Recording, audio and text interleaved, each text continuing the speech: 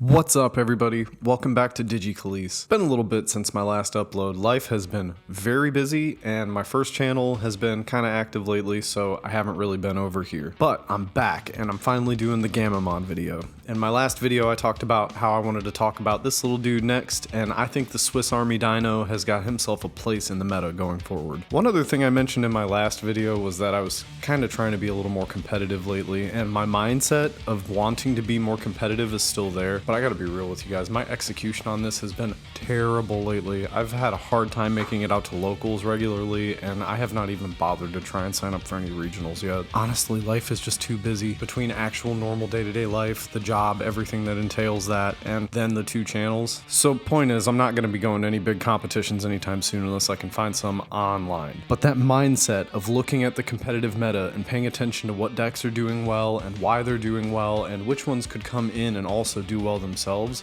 it's still there. So why Gammamon? Why do I think this cute little dude has some sort of a punch to him and can actually do something in the meta? Well, first and foremost, I'm gonna get my bias out of the way. I think he's just adorable. And when I watched the Ghost Game anime, I really loved how he had these different forms he could take to handle different situations. You know, you'd have Battle Gammamon for the close quarters on the ground fighting, and Wezen Gammamon for good long distance and high defense, and then Kaus Gammamon coming in for aerial superiority and good evasiveness, speed. Anybody who knows me personally in my real life knows that I'm a bit of a generalist. I like to be a jack of all trades, master of none, except for the one trade I'm actually really good at. So Gammamon, that little dude speaks to my heart just on a base level. And we didn't even get into the fact that he has a super cool dark evolution line. And we'll get into that when we cover the cards later, because it turns out his dark evolution line is some of the strongest cards in his deck. So now that I got my bias out of the way, let's get into some objective realities of the game right now. When you look across the meta and you look at things that are doing well in the meta, you see a lot of commonalities between decks these days. Oftentimes there's ways to get evolutions or Digimon out for free or cheap. These days you're seeing a lot of cheap or free option use come along with that too. If your deck has D-Digivolve printed in it, it's gonna have a place in the meta. If you've got some level of protection on you, you've probably got a place in the meta. Strong, dedicated Tamer support, and this fancy little keyword called assembly. And then you can wrap all of that with a cute little bow that says attack, either at the end of your turn or you may attack after you Digivolve,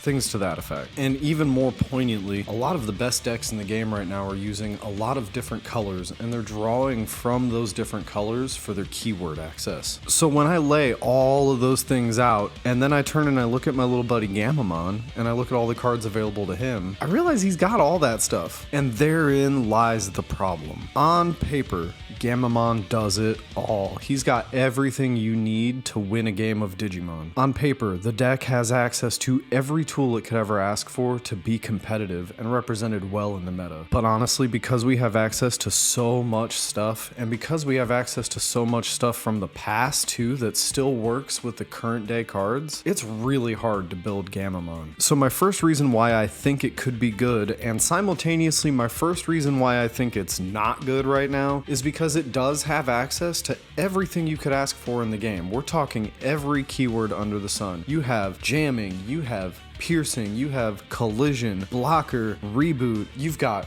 raid, you've got retaliation. Now we have access to barrier and decode, plus inheritables that give us a level of protection by shedding sources, and even inheritables that allow us to reuse digivolving effects from our level 4 Digimon in our sources too. And even now, recently, we've got Seriousmon Planet Punch, which is a dual card. We even have access to a dual card, and it's got progress on it. So how the hell do you get all of these really good cards and see absolutely no Gammamon representation? I think we're spoiled for choice. There's too many camps right now of how you could build Gammamon. You could try to lean heavy on the side that allows you to use Digimon effects, all of them that have Gammamon in name. You could build heavy purple and do a lot of trashing and discarding cards and using Regulusmon to make attacks without suspending. We got promo Arcturusmon, he's really good. That guy does a lot for the deck, honestly. Being able to just assemble and drop him down on the board for a pretty reasonable cost. Does more than you think. And just like as a boss monster in general,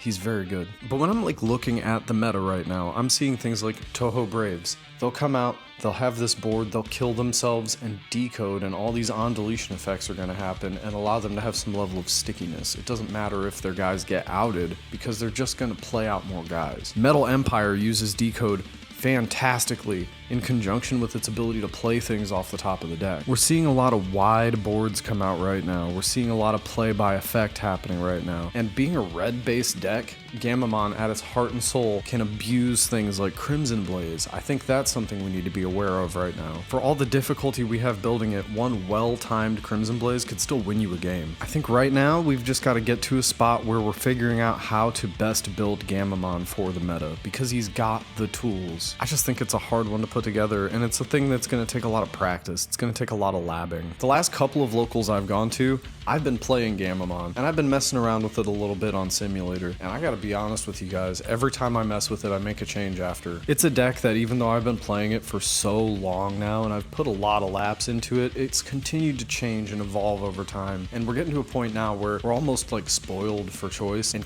have too many good things to choose from. But on that note, I think I am starting to hone in on a build of Gammamon that's going to be able to hang in the meta right now. I'm trying to take the best parts of the most represented decks and have those be core linchpin ideas to my current Gammamon deck. So we're going to get into a deck profile next. That's the next thing on the list. I'm going to go over it card by card with you guys and explain to you why I'm making the choices I'm making for the deck, and explain to you what my win condition is and how I plan to approach certain matchups. Because the reality at the end of the day is that you do have a toolbox of things you can use, and a lot of them are really good. A lot of them are really strong. It's just when you use them, how you use them, and what matchups they matter for is kind of the more important thing to figure out. So yeah, that's next on the list. Let's get into the deck profile.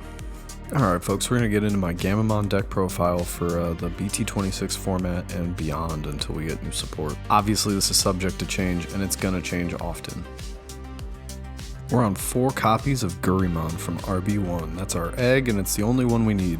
Your turn once per turn. When one of your effects places a Digivolution card under this Digimon, draw 1. We need to draw cards. Unfortunately, there isn't a ton of draw power in the deck, but there's a lot of search, and there's a lot of trashing, and there is a lot of trash recursion. But this extra draw really does help.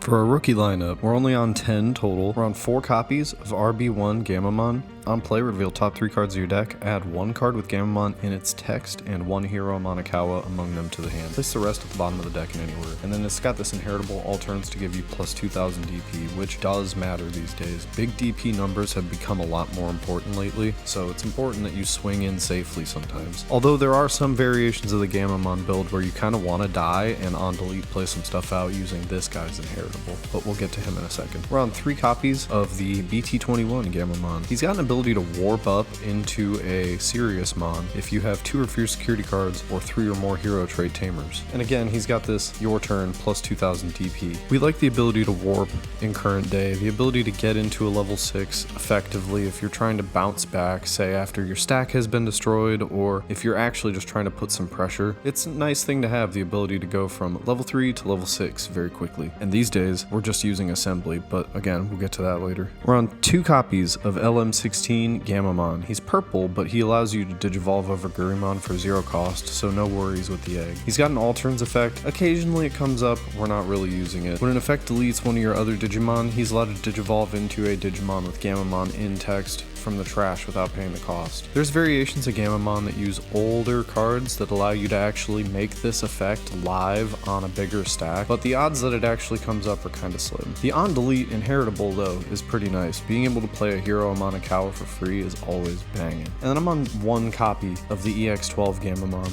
He allows you to search the top 3, add 1 card with Gammamon in text, and a card with the VB trait. We don't run as many VB trait cards in this deck, so I'm not prioritizing him as much as a searcher. He does still have the ability to double hit, but the majority of the cards in here aren't going to have that VB tag, so he might just grab you 1 card more often. This guy tends to be a pretty strong hit. So for our level 4s, our champion lineup, we're on 3 copies of EX12 Battle Gammamon. He has a main effect once per turn that you can play or use a card with Gammamon in its text or the VB trait from your hand with the cost reduced by 2. That is actually quite useful. It allows you to play things like Strongest of Brothers for 1, it allows you to play your Tamers for cheaper, it allows you to play a Searcher Gammamon if you wanted to for cheaper. But what I really love is this barrier inheritable down here. Having that in the deck is so nice.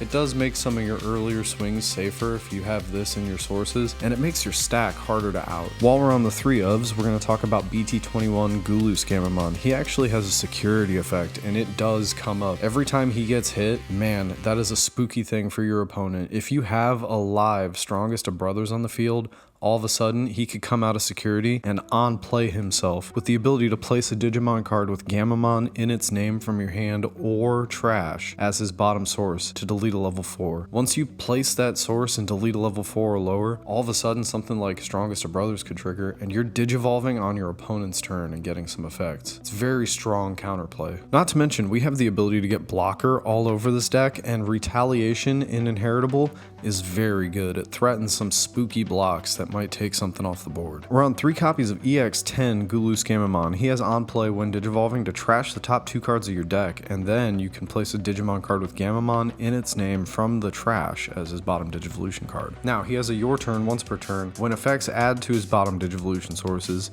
he can digivolve into Regulusmon in the hand or trash with the cost reduced by 1. So you're seeing where I was mentioning earlier in the video that trash recursion is something that comes up in this deck, and that the purple side of the deck is quite strong. When people critique the Gammamon deck, they often critique it for its ability to rip from its own hand and find itself lacking in resources. Lately, in the current day, that's just not the case. A lot of our cards are allowing us to use things from hand or trash, tuck things from hand or trash, digivolve from hand or trash. So nowadays, doing something like milling 2 is like adding 2 extra cards to your playable pool. I'm on 2 copies of the BT21 Battle Gammamon. When digivolving, if you have 1 or fewer Tamers, you can play a Hero Monikawa from your hand without paying the cost. It's nice to have. Honestly, I just like that I can stick another 2000 DP on top of my big mean dinosaur. And the last guy I'm running in here, a 1 of this Wezen Gammamon. On play when digivolving, you can place 1 Digimon card with Gammamon in its name from your hand as his bottom Digivolution source to gain blocker and plus 3000 DP until your opponent's turn ends. It is useful, it does come up. The extra 3000 DP is very nice. The blocker ability is very nice. Having piercing as an inheritable you can tuck in is also very nice. We don't have piercing on everything on our top end, just a good chunk of it. Being able to slap that in there and all of a sudden get some checks through while you're clearing bodies is very cool. You'll notice we're pretty heavy on level 4s here, and that's because this is where our toolbox really starts to show. These are the guys that we're going to be tucking a lot. It's a lot of Gammamon in name for your low end stuff. These are also some of the better inheritables in the deck and where a lot of the inheritables come from. You could also stick in something like jamming using Kaus Gammamon. But for right now, we've got things like retaliation, raid, and barrier, and it plays very well with our top end and everything going level 5 and beyond. Speaking of level 5s, we are moving on to those guys right now. First one I want to get out of the way, I'm on 4 copies of the new EX12 Canoweismon. Everyone for some reason has said, what a mid card, what a lame card. Let me read this to you. Decode level 4 or lower with Gammamon in text, and I'm going to stop there because it's all we care about for this deck. On play, when digivolving, you may place 1 level 5 or lower Digimon card with Gammamon in its text or the VB trait from your hand or trash as this Digimon's bottom Digivolution card. Then 1 of your Digimon may attack. It's like card game players don't know how to read cards these days. That then 1 of your Digimon may attack is very important and is incredibly strong. It allows you to keep the pressure up right out of the gates, and every time you bring this guy out and call for an attack, there's a chance you're going to evolve when you do it. Moreover, you're seeing Decode everywhere in the game right now, and some of the best decks in the game are utilizing Decode. Why would we not want Decode as an inheritable? There's no reason you wouldn't want it, especially when you consider you have this Canoweismon from BT21. I'm running it at 2 copies. It has an all turns inheritable that I really love. When it would leave the battle area by your opponent's effects, you trash 3 Digimon cards from its sources so it doesn't leave. You put that together with something like Decode, and all of a sudden your body just stuck and you +1'd off of it. On play when digivolving, you can place a Digimon card with Gammamon in its text from your hand as his bottom source to delete one of your opponent's Digimon with 7000 DP or less. We don't necessarily care about that too much. It's nice to clear smaller bodies on your way up the chain, but this guy's literally in the deck just so we can tuck him in later, using one of our effects to pull from trash or hand. Now, I've been hyping up all the trash recursion, and that's going to lead me straight into this guy here, Regulusmon from EX10. Very, very strong card. It's a 10 play cost with 10,000 DP. Those both seem really steep for a level 5, but it's because he can very, very quickly and easily remove things that are very big and swing without suspending. He's strong, very strong. Keywords, you got Rush, you got Blocker, you've got on play when Digivolving. You can place up to 5 differently named Digimon cards with Gammamon in their name from your trash as his bottom Digivolution cards, and then delete one of your opponent's Digimon with as much or less DP as this Digimon. So that's where you start to see things like I'm valuing the DP plus inheritable a lot more, and I also like having more access to names. So we've got a couple different ways to get regular Gammamon, Gulus Gammamon, Wezen Gammamon can show up eventually as one of. Either way, we're gonna eventually get 5 sources under this guy, and we can put out some aggression and leave a blocker up. More importantly, we can slap this inheritable into our stack at any point in the game. When any of your opponent's Digimon are deleted, gain 1 memory. Yes, it's once per turn, but that 1 memory could keep turn for you and allow you to extend a little bit further than you might have otherwise. Plus, he has an on-play ability, which means you can load those sources, get Rush, and swing without suspending sometimes. And the last level 5 we have in here is Regulusmon from BT21. That's a very strong card in my opinion. On play when Digivolving, you can trash a card with Gammamon in its text from your hand and give one of your opponent's Digimon Collision, and start of main phase this Digimon attacks until their turn ends. So you essentially set something up to die on a spike. More importantly, it allows you to set up your trash. You can set things up to pull them out later, but what we really like is this on deletion that shows up here and in the inheritable. You may play one Weismon or level 4 or lower Digimon card with Gammamon in its text from your trash without paying the cost. That's on face. Being able to die on this guy and pop out something like this and have it evolve on your opponent's turn is incredibly strong. The on deletion inheritable doesn't let you play a Weismon, but it still lets you float a level 4 or lower Digimon card with Gammamon in its text from the trash. So when you combine that with something like Decode, you get this nasty little combo where you're out 1 body and now you've got 2. And in the current day, you're seeing a lot of decks do something very similar to that, where they will have a backup plan for when their stack gets outed. The game is being designed in such a fashion now that you're expecting your stack to get outed, and then you're going to be clapping back with whatever's stuck around afterwards and whatever assembly bodies you've got around. Speaking of assembly, that's a great segue into our level 6s, and the first guy I want to talk about is Arcturusmon, promo 240. He has Collision, Piercing, Reboot, and Blocker. On play when Digivolving, de-Digivolve 3 on one of your opponent's Digimon. Then by placing 2 cards with Gammamon in text or the VB trait from your trash as his bottom Digivolution cards, give one of your opponent's Digimon start of main phase this Digimon attacks until their turn ends. So that already right there, that's a lot of words, right? But what that says is that if you on-play this guy using Assembly, which is -6 cost for a level 3, 4, and 5 with Gammamon in text, you can load 2 more sources immediately, any 2 sources that you want, out of your trash, and then taunt something, even if you can't attack yourself. De-Digivolve 3 is incredibly strong. Collision and Piercing is a dream team combo. You always want to get a check if you're going to kill a thing. Having Reboot and Blocker means you're allowed to be offensive and defensive at the same time. And this on deletion down here, if you die, you can play a Proximamon from hand or trash without paying the cost, which means if it has shown up even once in the game, it is now a factor. And with our new EX12 Proximamon, he's a factor you need to worry about. I already highlighted this assembly down here, and you've even got an inheritable for when you do go into Proximamon. Opponent's turn once per turn. When one of your opponent's Digimon attacks, you may change the attack target to this Digimon. Now I look at this guy and I see everything that the modern day game of Digimon wants you to do. This is your clapback card right here. This is the, oh no, my stack got outed, whatever am I going to do? Oh, I know, drop a guy and disrupt your board. Plus, even if you on-play this guy, and you stick 2 sources underneath him, something like Strongest of Brothers could allow you to Digivolve into Proximamon all of a sudden. On to my next 2, I've got Siriusmon from BT21. I don't have any AD01 Siriusmons. I understand he's better, but honestly, I don't really care. The plan is, my stack is probably going to die. We are in a very volatile state for Digimon right now. Your stacks don't stick around. So this guy's going to come out, delete a thing again when he attacks, and he's going to get security attack +1 when he does it. If I want to tuck in piercing using Wes and Gammamon, I will. That's great. My idea is that I'm going to try and delete bodies beforehand and just swing the checks raw. More importantly, for what I'm doing with the deck right now, I'm not trying to use my hand all the time as a resource. He says place 1 Digimon card with Gammamon in its text from your hand. You don't have to put 2 or 3 to make effects happen. It's just 1. In an ideal world, I would actually replace 1 or both of these with another copy of Planet Punch Seriousmon though, because this is a very good card. EX12 Planet Punch Seriousmon. If you have a VB trait, you've already met the requirements to use it, otherwise it's a red option. For 5 cost, you delete your opponent's highest DP Digimon. Then one of your Digimon may attack. So you get to declare an attack before your arts evolve. Hopefully none of those on deletions end up with your stat getting outed before you can finish it. But this guy is just more keyword soup. Progress, piercing, and security attack +1. When digivolving and when attacking once per turn, you can place up to 2 Digimon cards with Gammamon in their text or the VB trait from your hand or trash as this Digimon's bottom Digivolution cards.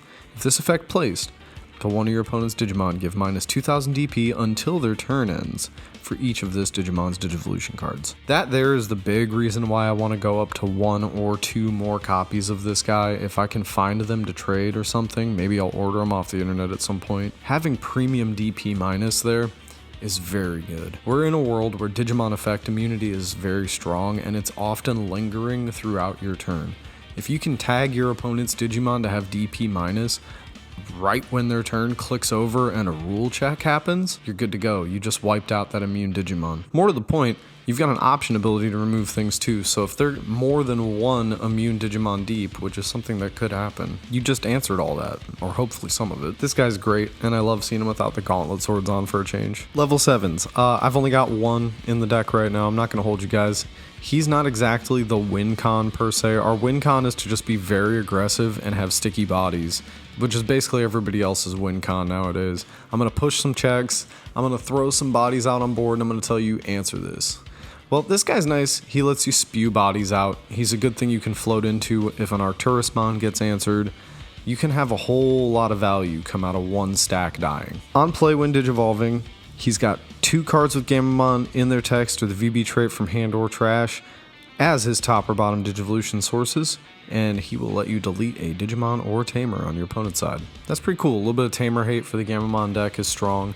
I wish I could get into it a little more reliably, and I wish I had more than 1 copy of it, because then I could really make it a threat. Security attack +1 and blocker are both very good keywords.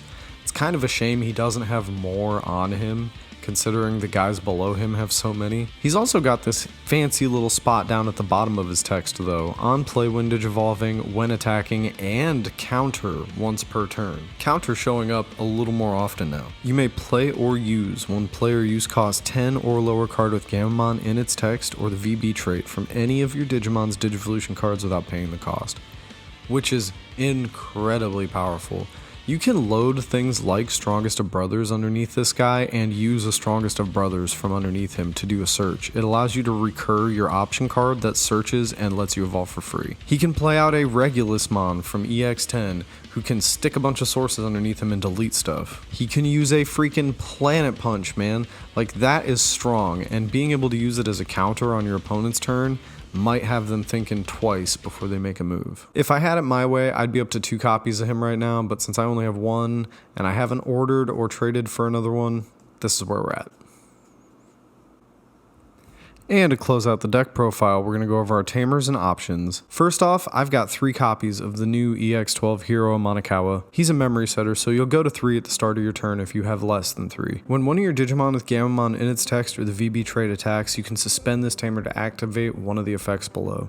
It may digivolve into a level 6 or lower Digimon with Gammamon in its text or the VB trait in the hand with the cost reduced by 1, or you can use an option card with Gammamon in its text or the VB trait from your hand with the cost reduced by 2. This guy, in conjunction with our level 5s, allows us to pass turn and effectively still attack and digivolve into a level 6 when we do it. If you recall, we had 4 Kanoweismons and 2 Regulusmons, both with abilities to attack at the end of turn if we pass turn.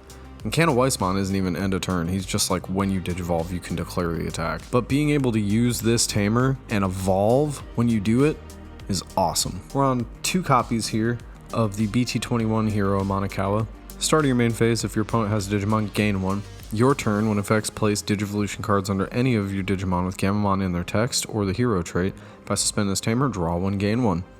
It's an incredibly powerful effect. He allows you to gain back a ton of memory in 1 turn, and having the ability to draw extra cards is nice. We are going to be trashing a fair bit in this deck. You've seen our level 4 lineup and stuff by now. You know that's how some of the deck is going to play.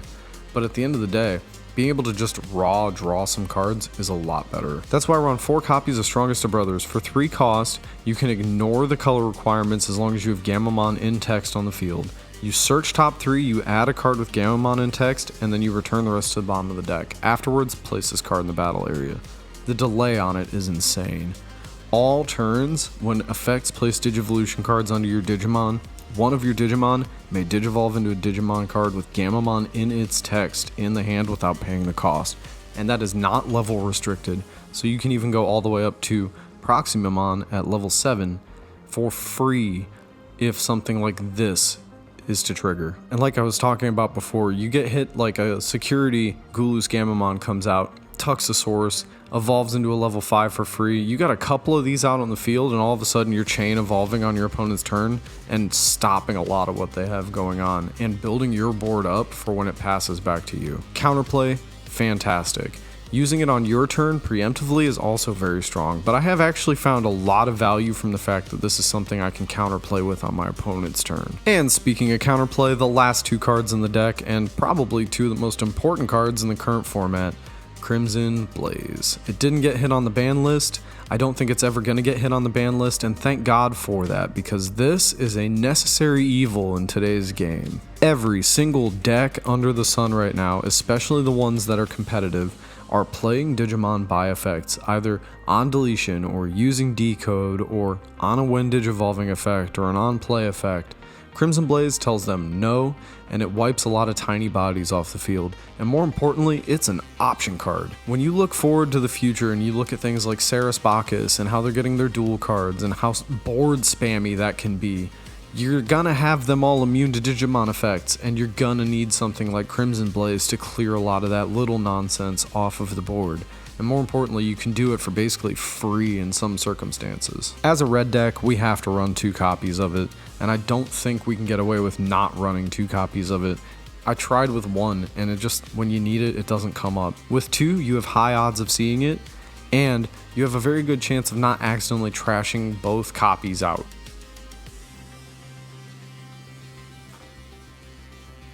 So yeah, that's going to do it for the deck profile, folks.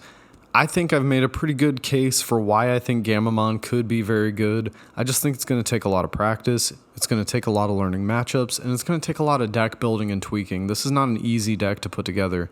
I didn't even go over all the other options that we have available to us, but once you start looking and you start to realize how many different ways you could build this deck, you start to understand why a lot of people just don't bother. But I hope I've made a convincing argument to you guys and maybe given you a deck profile you could start with that might give you some sort of footing and give you an actual competitive game of Digimon. As I've been going back and forth with people, I've made some changes. This is what I've settled on recently, and this is what I'm going to play at my next locals if I can't get my Garurumon loop deck list together and finish the way I'd like it to. Speaking of, that's what's coming next. It didn't get hit on the ban list, so now I've just got to make it as degenerate and annoying as possible. I just have to. Shove as many one-ofs as I can and call it a day. But that'll be our next video. I'm going to do a quick deck profile for a short on that, and then we'll do a longer form one later. And until then, I hope to see you guys in the next video.